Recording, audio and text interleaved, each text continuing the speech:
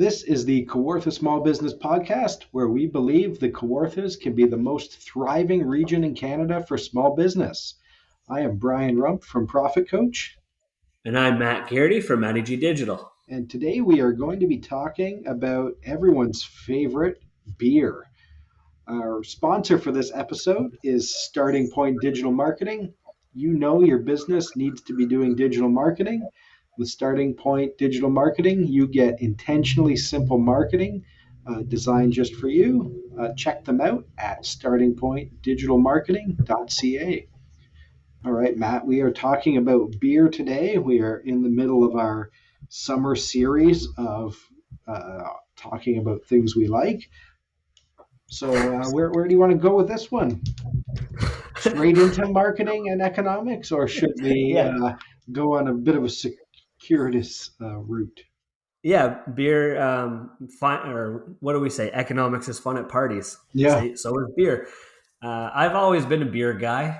I don't really drink much at all anymore. I might have a drink a week, usually socially. It's still usually beer. Very much into sours right now. Sours more than anything else. It used to just be I'd started an IPA and or anything above. But now, like, I don't even really love those. I mostly just love like the sour beers and stuff. What about you? Do you drink a lot of beer? I enjoy tasting different beers. I don't necessarily drink a lot. I do love the whole sort of craft beer culture and watching it grow and evolve in Ontario. So I like that breweries exist. I like that there's more popping up in small towns. I think it's a fascinating sort of shift in culture that ties into a lot of sort of other business fundamentals.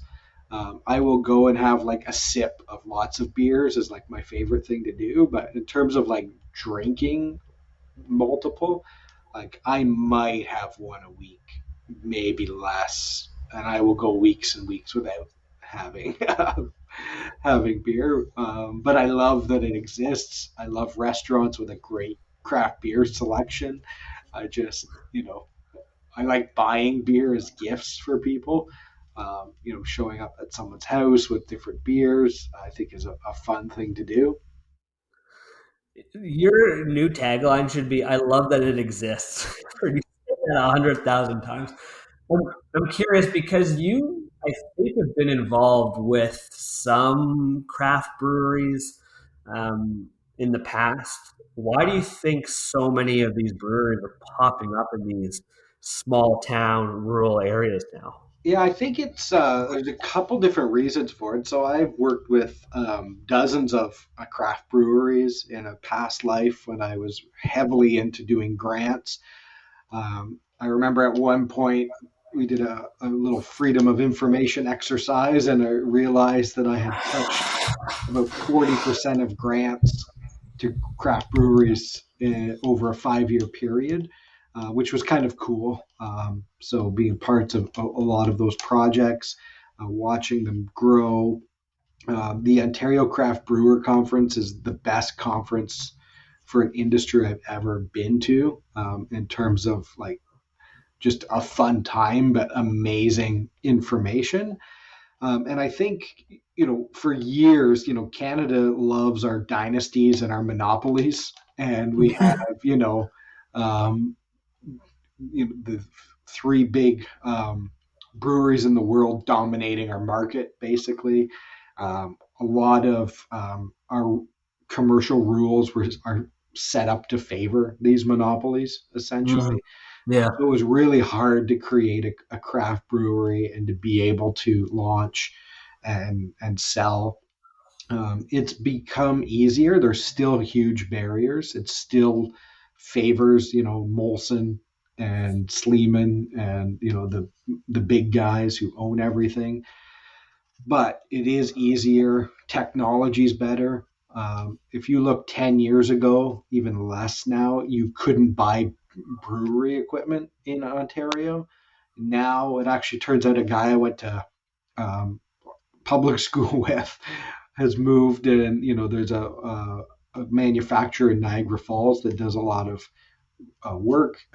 He's sort of the lead hand there for making brewery equipment, uh, getting stuff into cans. It was a big sort of format. So there's all these like little business things that make it easier. And I think breweries pop up because with beer, it's again, there's only four ingredients in most beer. You can do so much with it. Every batch can be different. Like your possibilities are infinite in terms of variations. And from a local standpoint, when they're in a small town downtown, it becomes a destination. You want to Yeah. go tour different breweries. So there's so many opportunities to differentiate, to stand out, to create like a local pride, right? A lot of the Yeah. breweries are named after either the town they're in or something about their like a local history or a local landmark or something like that, which creates that local sort of pride as well. So there's just lots of reasons to set them up in small towns. Yeah, it's interesting. I was going to say the same thing. It's like a badge of pride, I think, the last handful to 12 years of breweries popping up and saying, like, you live in a town or a community that has this brewery, and it becomes a destination just in the same way that these wine, what do you call them? Vineyards, I guess. Yeah, Places they brew wine. What an idiot. vineyards, Vineyards. wineries. Wineries, that's the word I'm thinking of. Yeah, Like people go out of their way. They go to Niagara. They go to Prince Edward County. All those places.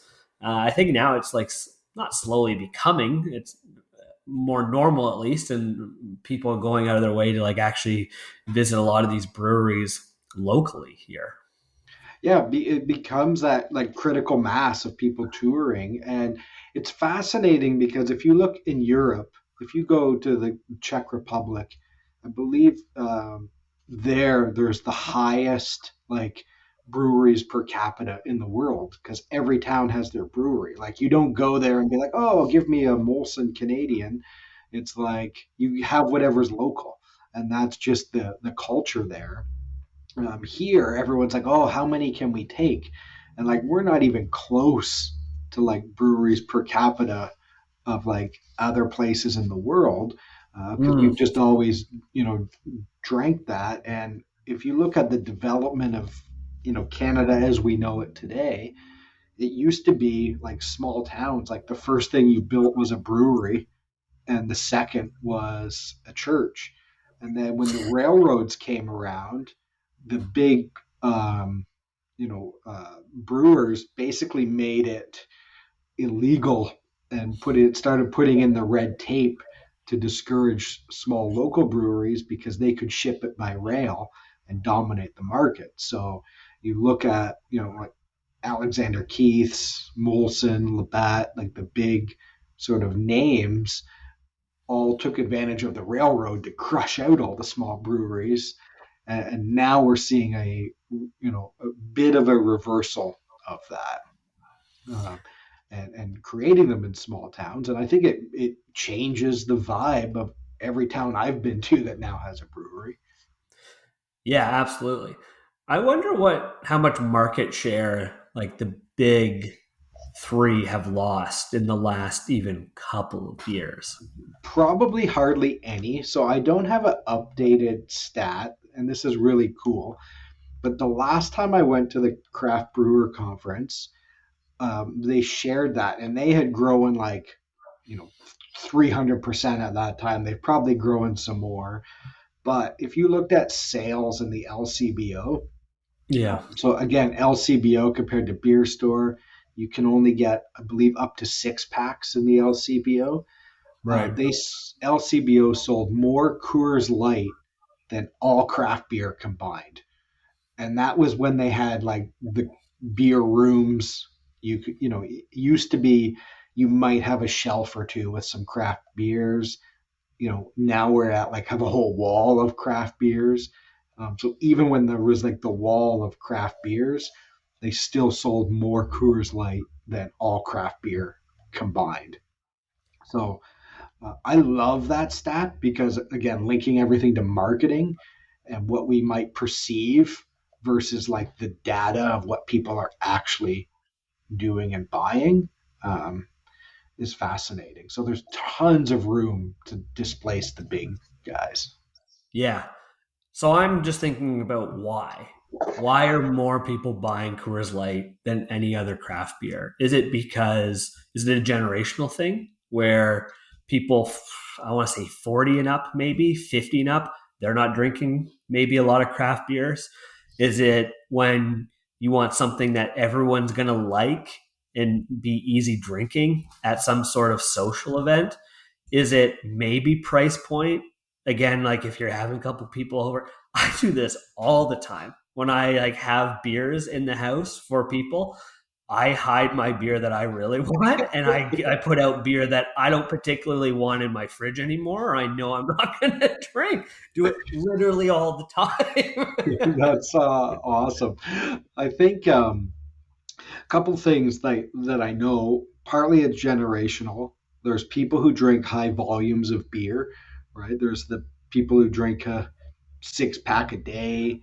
The sort of proverbial term Joe 6 pack is the target customer who's always buying like 6 pack. They drink higher volumes with craft beer, and I think this has changed a bit. But there was the analogy of if people were having a party, they would have like one nice craft beer, maybe two, and then they switch to Coors Light for the rest of the Yeah. day. And I think now there's in the craft beer market, there's different varieties and styles. They appeal to more flavor palettes.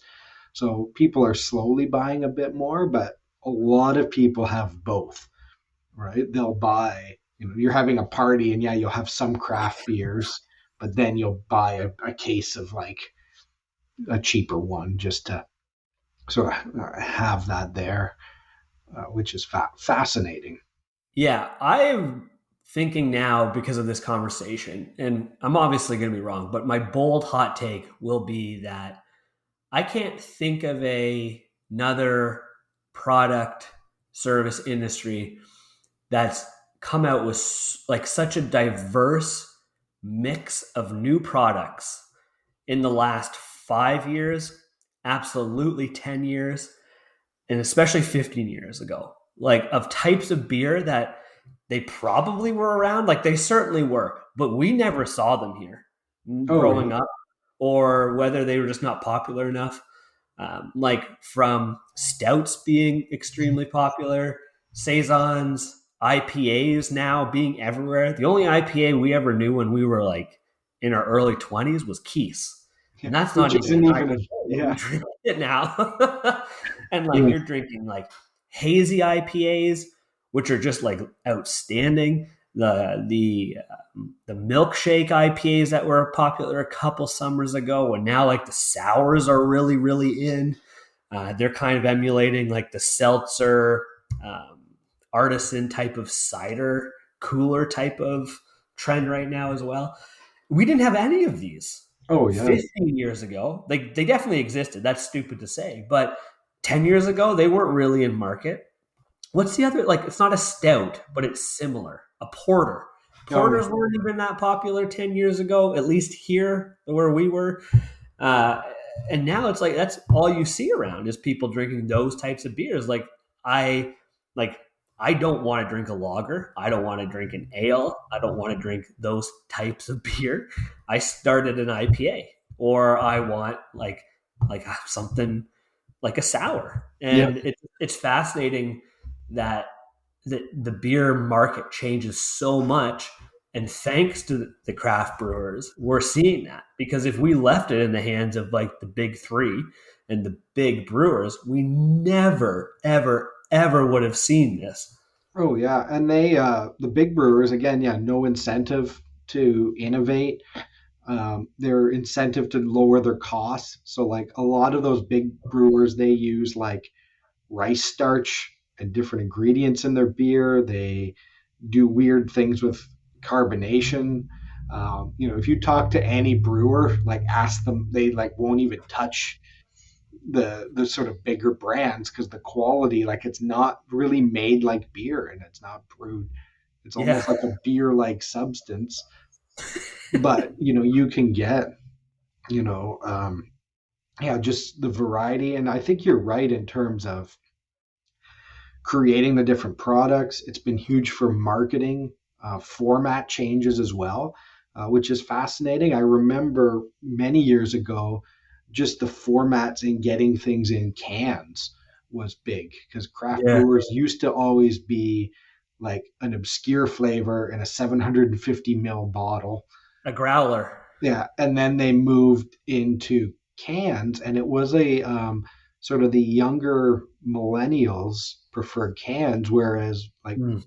me, who's sort of midway between Gen X and millennial, like everything was draft beer. Like I love Yeah. draft beer, but then I would go to say the Blue Jays game, and like I'd be hunting around, like why aren't there more taps for craft beer? And all the younger people are all after cans, and that's like a consumer preference for format. So one of the big like just revelations in craft beer industry is canning technology, Mm. which also helped with the quality of craft beer. Yeah. You get a lot of people are like, oh, I don't like craft beer, it's gross or too strong, and a lot of times it's because it went bad in the bottle.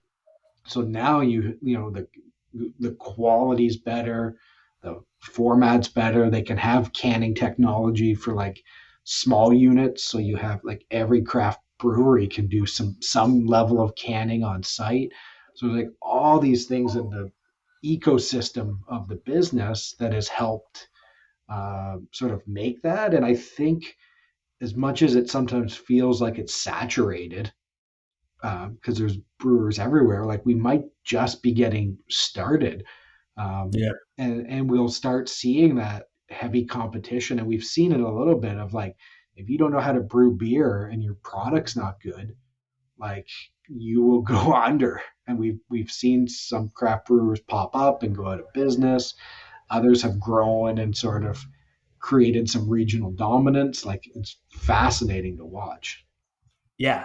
And we've gone almost 17 minutes without saying anything about marketing, but this is like a huge factor for me and I think other people when it comes to going into the LCBO and picking out a craft beer is you pick by your eyes. Oh Like, yeah. okay, you're mildly interested in like, okay, I want a hazy IPA or something like that, but some of the branding on these cans is incredible and it clearly sets them apart from like let's not even talk about the other guys. Like their branding is just it's old school, whatever. And there's like some new brewers out there that you walk in and you're drawn to right away, like the colors and the styles. Oh yeah. There's brewers that I know of that I've never even drank, and I have a high opinion of them because I've seen their logos and their branding of cans, and like I've done branding projects for myself and I've used those cans as examples. I'm like, I want this type font. I want these colors. Yeah, actually, like Oh yeah. Alora Brewing Company, I think it's called, or there's a brewery in Alora. I don't Yeah. even know where Alora is. It's the probably nicest branding I've ever seen on beer cans before in my life. And working with a designer recently within the last year, and I was like, this is the inspiration for this Yeah. brand. And like these colors, this mix of colors, bold, fun, popping colors, strong logo, like strong like fonts and everything. It's amazing what branding can do to really set you apart from the craft beer market specifically. Oh yeah, and I think it's a huge opportunity. Yeah, it does set you apart. It can link to your strategy. I love another one that's really neat. I don't necessarily like some of the beers, but again, love they exist. Is Flying Monkeys, and like their Yeah. brand promise is like intentionally weird. So they have like weird beer flavors. They're wacky. Their branding is like chaos, like flying, release the flying monkeys. And it just is awesome. Collective Arts is one that's neat. They have like Yeah, great idea. like art series on their cans. Like they've been sort of around in Toronto where they started, and just set themselves apart for that. Some go with like local, you know, branding. So it's really neat. Like, all the stuff you can do with like, yeah, packaging, the branding. And you'll also see people will cheap out on their branding and not do it, and then they just don't sell, right? Like if I go to that craft beer wall, I don't want a crappy like um, like weird branding thing because it tells me that maybe they don't take what they're doing seriously, or they're not really trying to sell a lot of beer. I don't know how you're selling yourself. The more we should have gotten into this earlier, but I don't know how you're selling yourself on a shelf when you go into the LCBO in that beer fridge along the craft beer like wall that they call it now. How many beers are there? 200 different types of beer? How are you trying to sell yourself? Like Yeah. literally, are you just hoping that someone stumbles across it? Are you hoping someone's like, "Oh, that's exactly what I wanted. I wanted this variety with this IBU and like this Oh yeah. alcohol content." No, you need something that pops out at you. Like you need to fight tooth and nail, almost like you are selling like fashion, like clothing at a clothing store. Oh It's like yeah. when you go to a Winners or something like that, and you need something to pop out at you at the shelf because there's like a whole collection of stuff, and you need your eye to be drawn to that. So, The other really cool part about this, I know we're covering lots of ground here, is if you look at the industry as a whole. So you could view it as competing with other craft brewers, but the attitude I think still is, if you want people to drink craft brewing, so I call it friendly competition, and a lot of those brewers like work together on stuff. They've had to work together for supply chain issues, technology issues. They share a lot of information and knowledge because as a collective, they're fighting with the big brands. So, their first step is getting you to choose craft beer or get to that craft beer wall, right? And that's like victory number one is that you've walked past the pyramid of big brands and you're at the craft beer wall, but then now they have to fight it out as to which one you're going to choose. So it's just another fascinating layer for the industry. And just, it's so cool because like marketing's so important. The industry ecosystem is so important. Technology innovation is so important. Like operations and quality is so important. Like there's a lot going on in that industry. yeah, All right. So yeah, I think any last thoughts on beer? We've covered lots of ground today. drink more craft beer. Let's get more breweries here locally in Kawartha Lakes. There's a lot of very, very, very good ones. I don't know if we want to just rhyme off a bunch now, but there's a lot. There's a lot happening in every little town around Kawartha now, if you think about it. Like I can think of a brewery in Lindsay, Little Britain, Fenland, Bobcaygeon. Peterborough is bursting at the seams with brewers.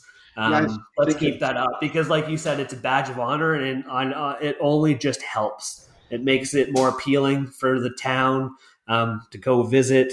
It helps with other like cool little restaurants and shops that pop up. So I highly encourage more breweries locally. yeah, more breweries, more locally. And if you're a restaurant listening to this, like get the craft beer fridge, get different things on tap. Like if I come out to the restaurant, like that's what I want. I want to know what's local, what's good. Um, so more of that. So all right, this has been the Kawartha Small Business Podcast. If you want to reach out to us, be on the show, have an idea, want to talk about brewery endorsements, send us an email to set it up at kawarthasmallbusinesspodcast.ca.